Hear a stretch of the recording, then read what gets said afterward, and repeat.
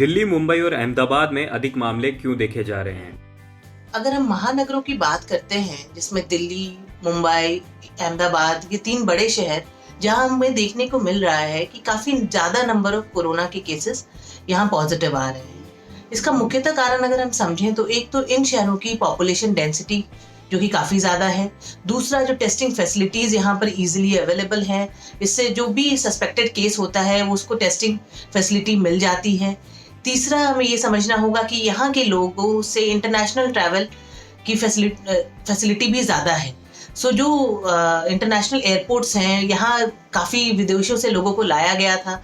जब हमने अपने लोगों को रेस्क्यू किया था, तो उसके कारण भी जो पॉजिटिव केसेस हैं उसका सर्ज यहाँ पर इनिशियली ज़्यादा था।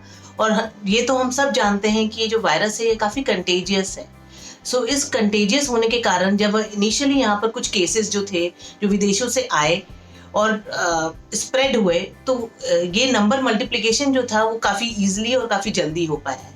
इसीलिए ये हमें जानना होगा कि इन महानगरों में जो केसेस मिले हैं वो काफ़ी जल्दी इसलिए फैले हैं क्योंकि ये 4 कारण है जो हमें समझना होगा मुख्यतः।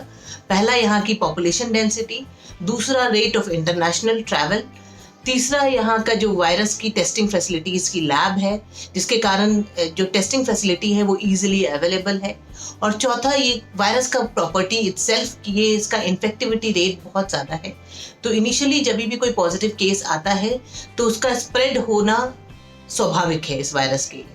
सो ये चीज़ें समझते हैं तो हम ये समझ सकेंगे कि क्यों इन महानगरों में जो रेट ऑफ पॉजिटिव केसेस हैं, नंबर्स ऑफ पॉजिटिव केसेस है वो ज्यादा है। कौन सा राज्य कोरोना महामारी को सबसे कुशलता से संभाल रहा है और आपको ऐसा क्यों लगता है? भारत में जो केरला राज्य है उसने कोरोना महामारी को सबसे इफेक्टिव तरीके से उसने जिया है, क्योंकि वहां पर अगर हम देखें तो सबसे पहला केस हमारे देश में केरला में ही आया था और आज की स्थिति देखें तो अभी वहां पर लगभग 600 केस है। सो शुरुआती दौर से अभी तक में इसने इस इन्फेक्शन को फैलने से इतने इफेक्टिव वे में रोका है कि पूरे स्टेट में देखा जाए तो सिर्फ 600 कुछ नंबर ऑफ केसेस हुए हैं और दूसरा जो डेथ हुई है वो भी सिर्फ 4 डेथ हुई हैं अभी तक। सो बहुत इफेक्टिवली इन्होंने मैनेज किया है इस चीज़ों को। जो कोरोना वायरस का स्प्रेड था उसको रोका है, साथ ही साथ जिनको हुआ उनकी ट्रीटमेंट में भी, उनके मैनेजमेंट में भी काफ़ी इफेक्टिवली उस चीज़ को हैंडल किया है। जो क्वारंटाइन का रेट था वो भी एक्टिव केस सर्वेलेंस और कॉन्टैक्ट ट्रेसिंग इतना फास्ट हुआ था वहाँ पर इनिशियली जब 3 केसेस आए थे वहाँ पर, तो वो तीनों को ठीक करके उन्होंने घर वापस भेजा था और बाकी सारे के सारे जो कॉन्टैक्ट ट्रेसिंग हुए थे सबको क्वारंटाइन किया था ताकि उसके स्प्रेड को रोका जा सके।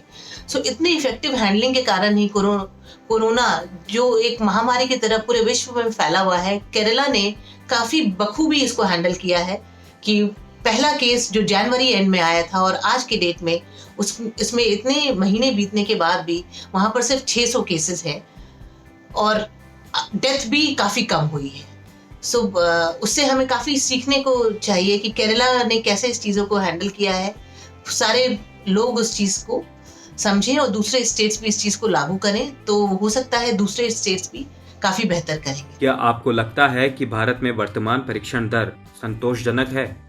अगर हम ये बात करते हैं कि जो अभी करंटली जो ऑनगोइंग टेस्टिंग रेट है इंडिया का वो कैसा है, सो शुरुआती दौर से अगर हम इस चीज़ को देखें तो जो सरकार ने मेजर्स लिए इनिशियली, कुछ लैब्स ही ऐसे थे जहाँ पर अराउंड 17-18 लैब्स थे जहाँ पर ये special facility for testing of corona virus जो थी वो प्रेजेंट थी हमारे देश में। इसको बढ़ा के 50 से 52 किया गया था। अब देखा जाए तो सरकार ने गवर्नमेंट के अलावा कुछ जो NABL एक्रेडिटेड लैब्स होती हैं वहाँ पर भी इस फैसिलिटी को अलाउ कर दिया है कि वो भी इस रिवर्स ट्रांसक्रिप्टेज PCR के थ्रू इस वायरस का डिटेक्शन कर सकते हैं। बट हमें ये जानना होगा कि ये जो टेस्टिंग फैसिलिटी है ये स्पेशलाइज टेस्टिंग फैसिलिटी है, ये हर जगह मिलना पॉसिबल नहीं है। सो गवर्नमेंट अपने एफर्ट्स लगा रही है कि वो टेस्टिंग फैसिलिटी को और बढ़ा सके, बट इसके नंबर्स इतने ईजिली मल्टीप्लाई नहीं करेंगे जिस वे से हमारे जो पेशेंट्स हैं वो मल्टीप्लाई कर रहे हैं, बिकॉज ये वायरस बहुत कंटेजियस होता है। सो इसीलिए ये कहना सही बिल्कुल नहीं होगा कि जो हमारी टेस्टिंग फैसिलिटी है वो पूरी तरह से जितनी होनी चाहिए उतनी है। बट हाँ, ऐसा भी कहना गलत होगा कि हमारे देश ने एफर्ट्स नहीं किए हैं। तो एफर्ट्स जारी है कि टेस्टिंग फैसिलिटी और बढ़ाया जाए। मगर अभी जितना होना चाहिए जो हमारी जनसंख्या है उस हिसाब से उतनी नहीं है। ये बात सही है, स्पेशली अगर हम महानगरों को छोड़ दें, जो पेरीफेरी की बात करें, जो छोटे जिले हैं, छोटे गांव हैं, वहां पर अभी तक ऐसी फैसिलिटी नहीं है। इन सब केसेस को रेफर किया जाता है, जिसके कारण इनकी टेस्टिंग में भी डिले होती है, और दूसरा इन सारे लोग को टेस्टिंग मुहैया होने में भी काफ़ी परेशानी होती है। सो अभी स्टेप्स चल रहे हैं और ऐसा मानना चाहिए कि हो सकता है नियर फ्यूचर में इस लैबोरेटरी सर्विसेज को और स्ट्रेंथन किया जाएगा। जैसे हमारे वित्त मंत्री ने भी बोला है कि हर ब्लॉक में वो चाहेंगे कि ऐसे पब्लिक हेल्थ लैब्स बने। सो लेट्स होप कि नियर फ्यूचर में ये चीज़ें बेटर हों। Thank you. Health info and news की फेसबुक, ट्विटर और यूट्यूब चैनल से जुड़े और घर बैठे उठाए स्वास्थ्य लाभ अपने स्पेशलिस्ट के साथ।